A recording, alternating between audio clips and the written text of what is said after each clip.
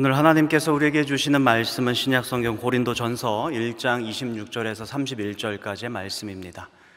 고린도전서 1장 26절로부터 31절까지의 말씀을 우리 한 목소리를 읽도록 하겠습니다.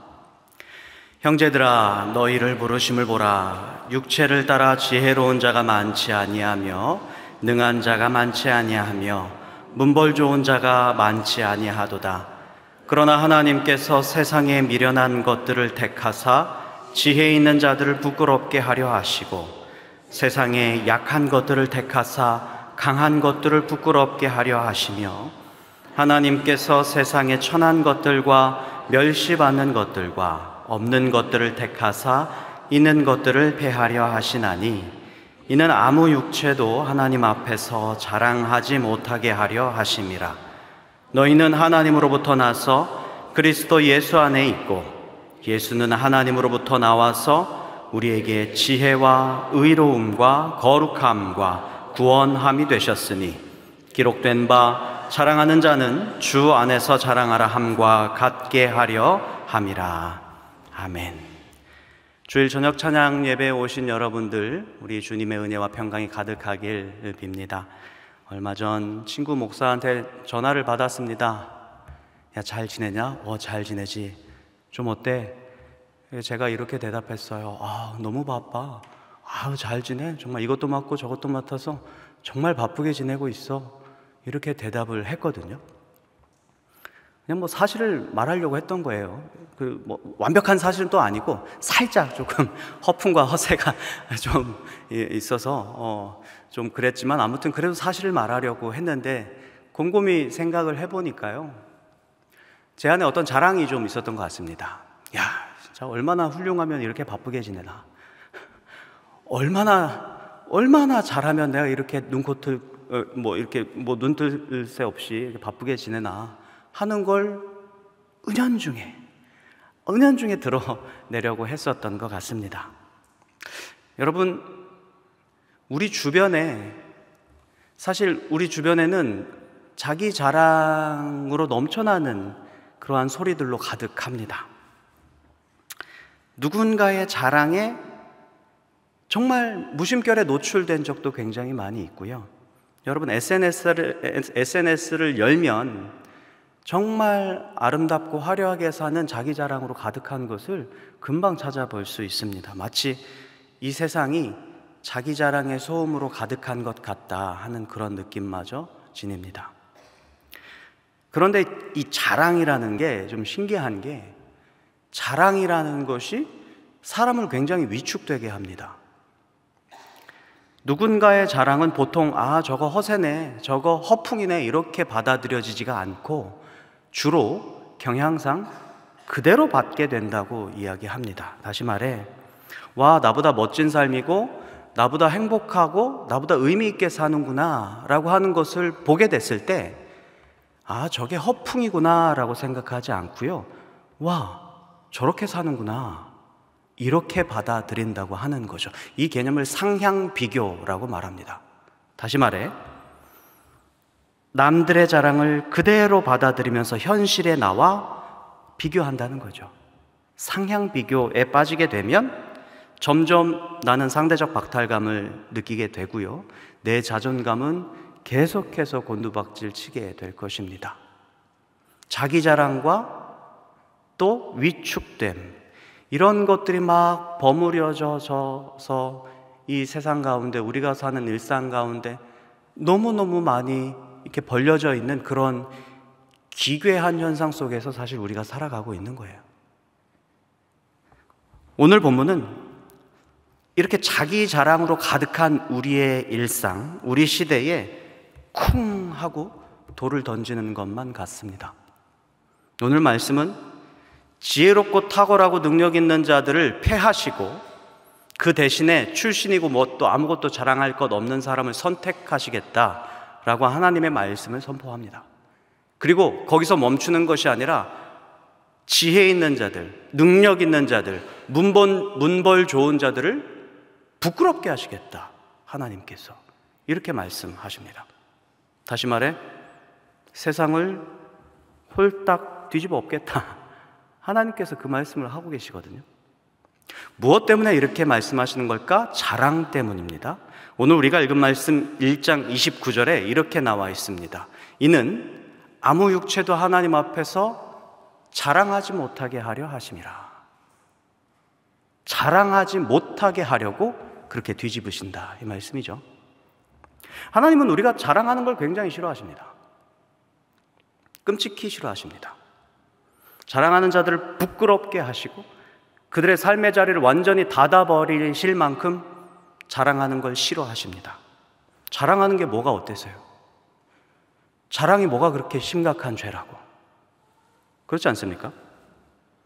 아주 약간의 허세와 약간의 허풍으로 자신을 표현하는 것일 뿐인데 하나님은 이걸 정말 싫어하신다는 거죠.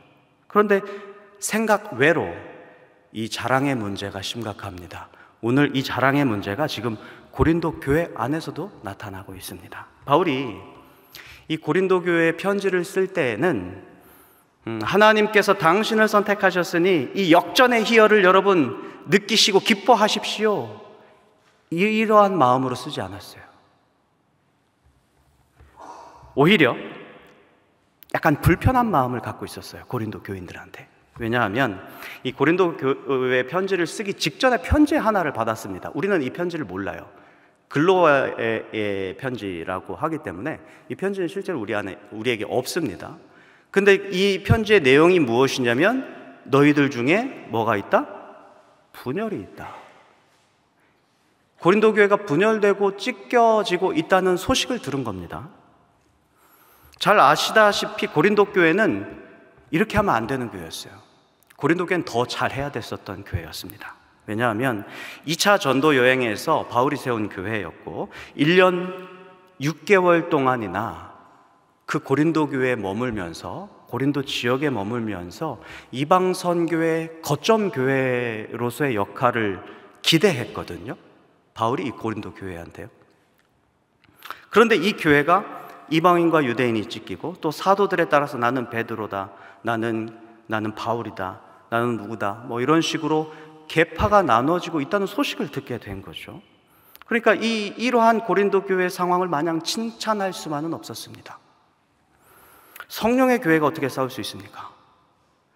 하나님의 교회가 어떻게 하다가 계파로 나눠지고 분열되고 이파저파로 찢겨진 거란 말인가? 얼마나 깊이 있게 묵상했겠습니까? 바울은 이 원인을 찾고자 묵상했을 것이고 이 상황을 그냥 넘길 수가 없었던 거죠. 분명하게 짚고 넘어가고자 했습니다. 그래서 본문은 이렇게 시작합니다. 26절 한번 같이 읽어볼까요? 형제들아, 너희를 부르심을 보라. 육체를 따라 지혜로운 자가 많지 아니하며 능한 자가 많지 아니하며 문벌 좋은 자가 많지 아니하도다. 자, 이 말씀만 곧대로 보면 고린도 교회 중에는, 교인 중에는 뭐 지혜로운 자도 없고 뭐 능력 있는 자도 없고 문벌 좋은 자도 하나도 없는 것처럼 여겨지잖아요, 사실. 그런데 아니었어요. 여러분 잘 아시다시피 고린도 교회는 부유한 도시였단 말입니다. 매우 활발하게 발달한 상업 그리고 항구 도시였습니다. 아테네와의 거리도 가보신 분 아시겠지만 1시간 거리였어요. 그리고 로마 황제에 의해서 전략적으로 재건된 도시였어요. 그리고 가이아 지방이라고 하는 그 본도의 가이아 지방의 수도였습니다. 그러니 문화적으로나 정치적으로나 고린도는 굉장히 중요한 기능을 하던 그런 도시였겠죠. 그리고 당연히 아까도 말씀드렸지만 거점 교회의 역할을 하려고 한다면 유력한 사람들이 어느 정도 버티고 계셔야 됩니다. 그래서 고린도 교회 안에는, 그 구성원들 안에는 분명히 부유한 사람들이 있었습니다. 유력한 사람들이 있었습니다. 문화적으로 정치적으로 능통한 사람들이 분명히 있었습니다. 그런데 바울이 고린도 교회 성도들 향해 너희 중에 여러분이 뭐 그렇게 뭐 지혜 있는 사람도 별로 없고 능력 있는 사람도 별로 없고 문벌 좋은 사람도 별로 없습니다, 이렇게 이야기하는 것은 일종의 반어이고 도전적인 이야기예요. 여러분은 스스로 지혜 있고 능력 있고 문벌이 좋다고 생각하시지요? 그런데 직시하십시오. 여기 그런 사람이 어디 있습니까? 이 얘기입니다. 하나님 앞에서 그게 뭐가 그리 대단합니까? 이 말씀이죠. 그러면서 27절, 28절을 통해서 이렇게 선언합니다. 제가 읽어드릴게요. 그러나 하나님께서 세상에 미련한 것들을 택하사 지혜 있는 자들을 부끄럽게 하려 하시고 세상에 약한 것들을 택하사 강한 것들을 부끄럽게 하려 하시며 하나님께서 세상에 천한 것들과 멸시받는 것들과 없는 것들을 택하사 있는 것들을 폐하려 하시나니. 여러분, 이건 고린도 교회를 향한 위로의 메시지가 아니죠. 이건 경고의 메시지입니다. 이 약한 자들을 들어서 여러분들을 대체하실 것입니다. 이 얘기죠. 이렇게 볼 수가 있는 겁니다. 세상에 미련하고 연약하고 정말 없는 것들을 택해서 여러분들을 대체하실 것입니다. 이걸 지금 선언하고 있는 거죠. 이 경고의 메시지가 무엇 때문이라고요? 자랑 때문이다. 여러분 한번 생각해 보세요. 여기 진짜 자기 자랑 한 번도 안 해보신 분이 얼마나 계실까요? 자랑의 결과 때문에 이렇게 인생이 홀딱 뒤집힌다? 좀 가혹하지 않습니까? 너무 과한 처분이에요. 자랑 한 번 했다기로서니 재산을 모두 몰수당하고 가난한 이들이 그 자리를 완전히 다 차지하게 될 것이라는 게 이게 말이나 되는 얘기냐는 거죠. 아무래도 바울의 비판이 좀 과해 보이긴 합니다. 그깟 자랑이 뭐길래, 자랑이 뭐가 그렇게 잘못된 것이기에 이런 생각이 든다는 겁니다. 얼핏 보기에 이 자랑이라고 하는 것이 사실 인간의 사회적인 욕망과 연결되어 있습니다. 자아가 형성되면서부터 사람들은 자랑하게 되어 있어요. 이미 자랑하면서 인정받고자 하는 욕구가 아주 어린 시절부터 형성되어 있기 마련이에요.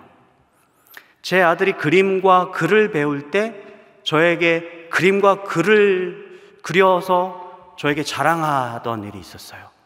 저는 그 자랑을 보고 너무 기분이 좋았어요. 어머, 우리 아들이 이런 그림을 그릴 수 있었을까? 제가 한번 가지고 왔는데 혹시 준비가 되셨나 모르겠어요.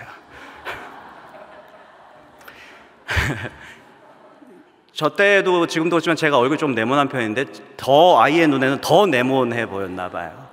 그리고 너무 고맙게도 머리카락을 3개나 그려줬어요. 그리고 내가 글씨를 쓸 줄 안다 하는 것을 드러내기 위해서 아빠 하고 그려놨어요. 저는 아이를 칭찬했지만 다짐했어요. 우리 아이는 그림을 시키지 말고 너는 공부를 해라, 이렇게 다짐을 했었습니다. 자, 사람은 자기 정체를 드러내는 것에 익숙합니다. 그리고 그 정체를 드러낼 때 어쩔 수 없이 자랑을 하게 돼요. 자기가 누구인지를 드러낼 때 자랑을 하게 됩니다. 그게 욕구예요. 그러니 자랑하는 게 그렇게 잘못됐냐는 말씀입니다. 예레미야 9장 23절에 이렇게 말합니다. 여호와께서 이와 같이 말씀하시되 지혜로운 자는 그의 지혜를 자랑하지 말라, 용사는 그의 용맹을 자랑하지 말라, 부자는 그의 부함을 자랑하지 말라. 뭘 자랑하지 말라고요? 지혜, 용맹, 부유함입니다. 오늘 말씀 고린도전서에 나온 그 이야기입니다. 그런데 이걸 자랑하는 이들을 한번 살펴볼까요? 지혜를 자랑하는 사람이 누구입니까? 지혜로운 자입니다. 용맹을 자랑하는 사람이 누구예요? 용사예요. 부유함을 자랑하는 사람이 누구입니까? 부자예요. 이 말은 나의 정체성이 나 자신을 자랑하게 되어 있다라고 하는 것을 방증합니다. 목사는 자기의 목회적 퍼포먼스를 자랑하게 되어 있습니다. 어쩔 수 없습니다. 운동선수나 예술가는 자신의 재능을 자랑하게 되어 있습니다. 그리스도인은 내가 얼마나 거룩한 사람이고 내가 얼마나 성령 충만한 사람인지 자랑해야만 교회 안에서 존재감을 획득합니다. 씁쓸한 현실이죠. 자랑은 내가 누구인가를 드러내면서 자연스럽게 나타나는 행동인 거죠. 자랑하지 말라는 말씀이 그래서 어떻게 보면 자기 표현을 멈추라는 말씀인 건가? 자기 정체성을 드러내지 말고 감추라는 얘기인 건가? 이렇게 받아들여지기까지 합니다. 그런데요, 자랑과 자기 과시가 어떠한 메커니즘으로 발생하는지를 연구한 사람들이 있거든요. 알프레드 아들러라고 하는 사람은 실제로 내가 남들에게 인정받을 만한 것이 없을 때, 준비된 게 없을 때 자신을 부풀리는 방식으로 자기를 과시한다, 이렇게 이야기한 바 있어요. 다시 말해, 내 존재감을 뻥튀기에 함으로써 자기를 과시하려 한다라는 거죠. 그렇게 애써 뻥튀기 함으로써 내 내면의 불안과 인정받지 못하는 열등감을 달래는 겁니다. 나는 이 교회에서 쓸모없는 사람인 것 같아.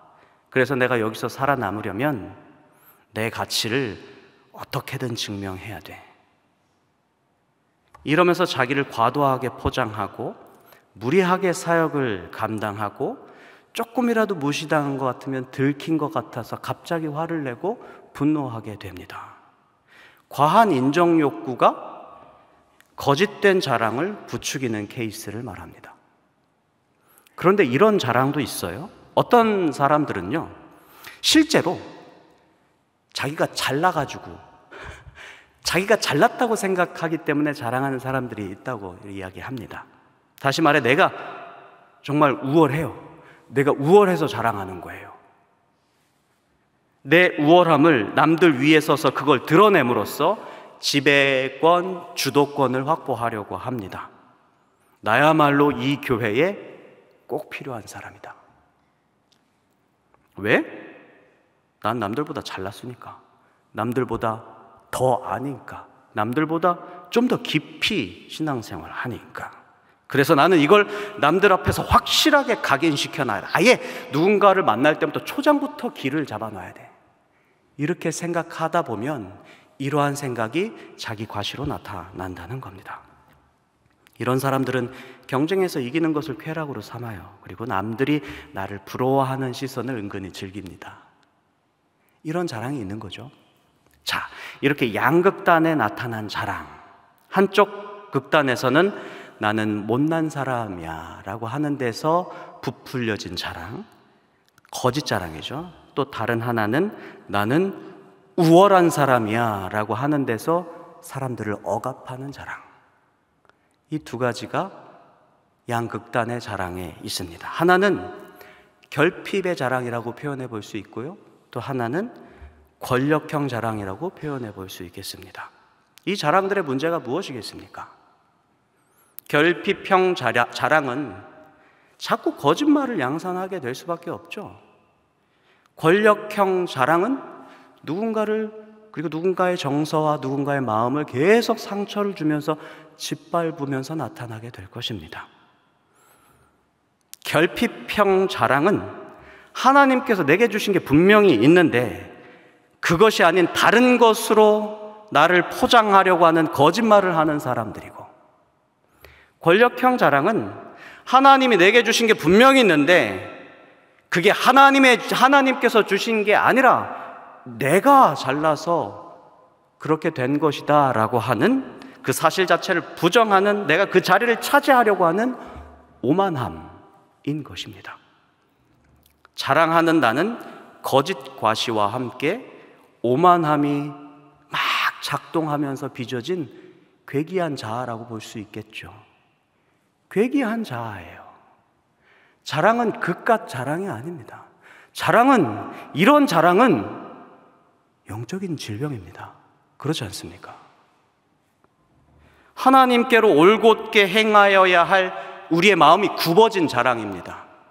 하나님께서 우리에게 다가오셔서 우리의 마음을 완전 찔러 쪼개시고 우리를 겸손하게 하시는 그 하나님의 다가오심을 끊어버리는 자랑인 거예요. 그러니 하나님께서 이 자랑하는 자들을 어떻게 하시겠냐는 거죠. 이 자기과시의 결과는 자명합니다. 하나님께서 그 삶의 자리를 어떻게 하시겠습니까? 뒤집으시겠죠. 하나님께서 그 높은 산을 깎아버리시겠죠. 갈아엎으시고 전복하시겠죠. 그렇게 해서라도 우리를 고치고자 하시겠죠. 이건 비단 바울의 이야기만이 아닙니다. 여러분, 성경 전체에 이 이야기가 얼마나 많은지 몰라요. 성경 전체에 이렇게 하나님께서 뒤집는다는 이야기가 얼마나 많은지 몰라요. 여러분, 익히 아는 찬양입니다. 한나의 노래 들어보셨죠? 사무엘상 2장 4절 5절을 우리 한번 같이 읽어보겠습니다. 시작이요.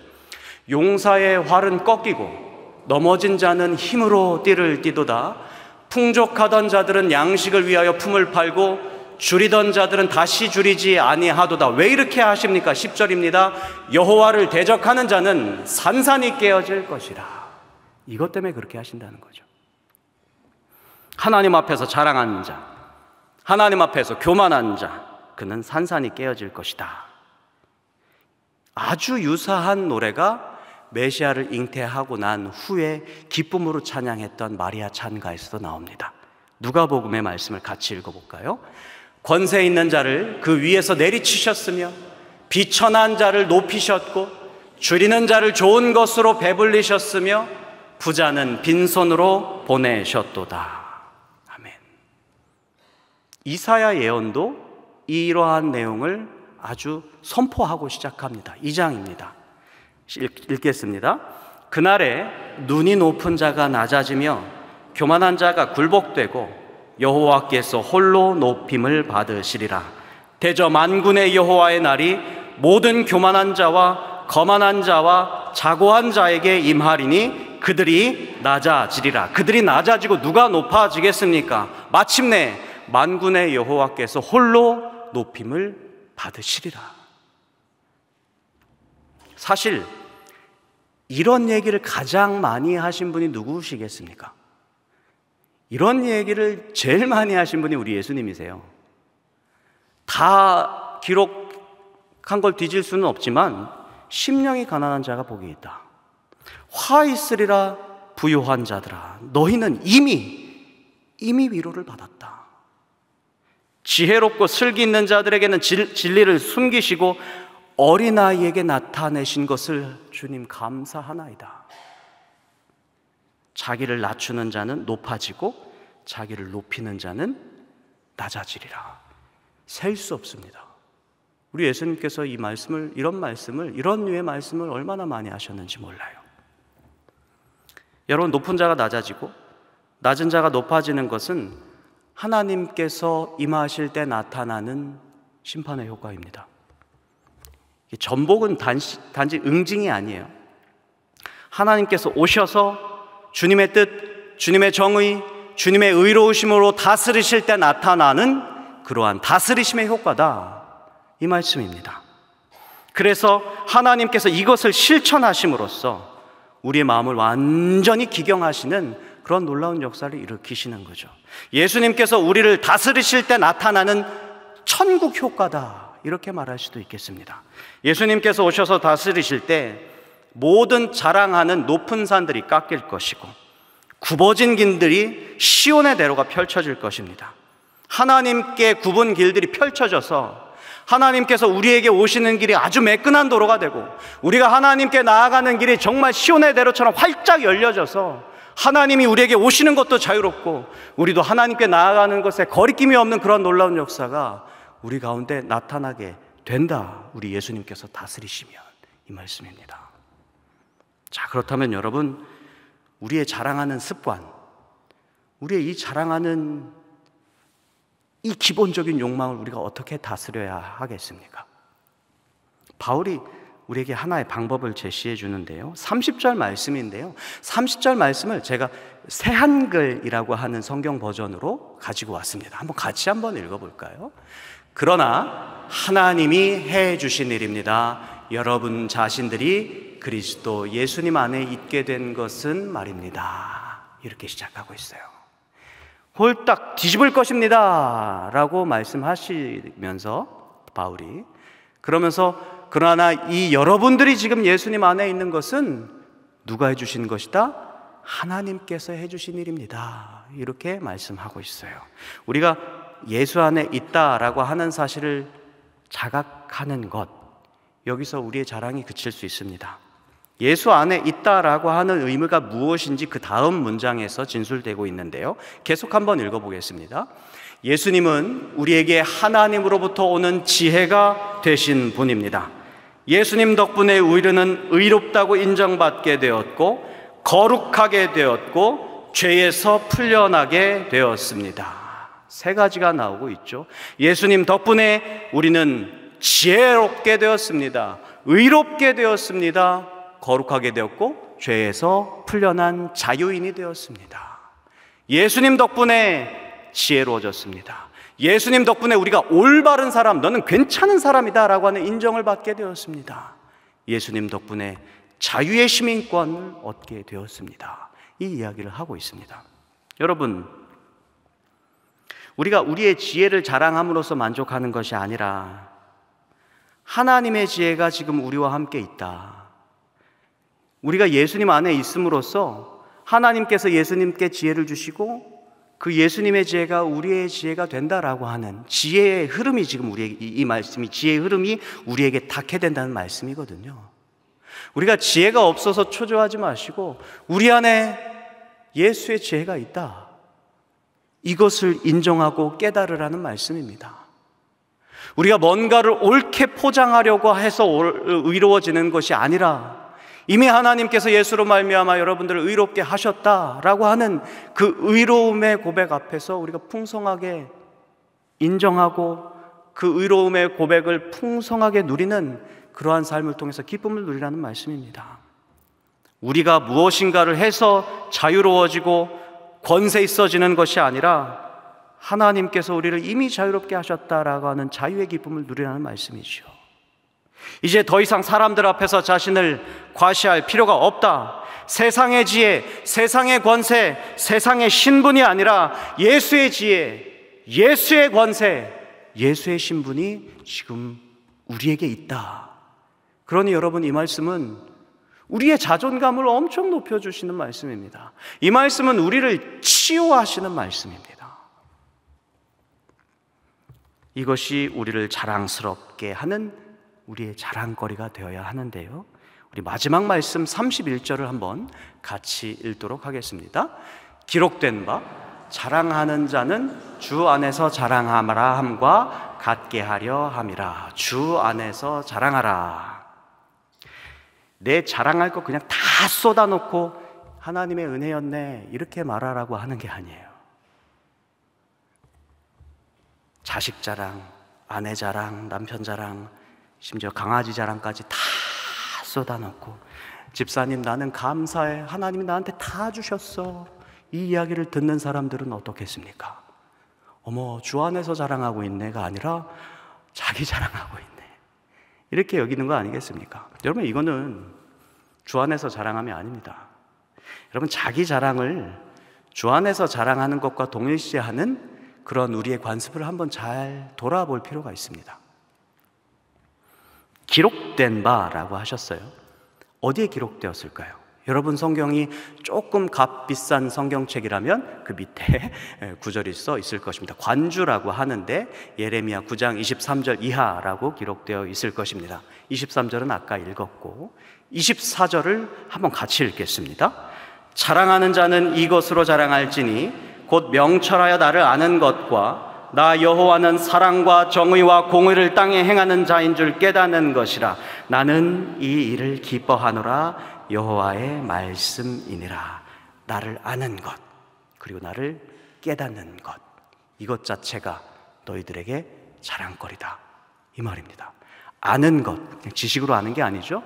구약에 아는 것은 하나님과 깊이 사귀는 것입니다. 그렇죠? 하나님과 깊이 사귀고 있는 그 상태 자체가 자랑거리예요. 남한테 이야기할 필요도 없어요. 나는 깊이 사귀고 있단다, 이 이야기를 할 필요가 없어요. 이미 사귀고 있는 그 자체가 우리한테 너무 기쁘고 행복하기 때문입니다. 여러분, 하나님을 아는 것, 하나님과 깊이 교제하는 것, 그리고 하나님께서 정의와 공의를 이 땅에 실천하셔서 자랑하는 자를 완전히 뒤엎으시고 하나님께서 홀로 높아지시고 우리 가운데 시온의 대로를 펼쳐주실 것이라는 그러한 사랑의 하나님이시라는 것을 깨닫는 것, 그것이 우리에게 자랑이다. 그 충만한 상태에 거하는 것이 우리의 자랑인 줄로 믿습니다. 사랑하는 소망교회 성도 여러분,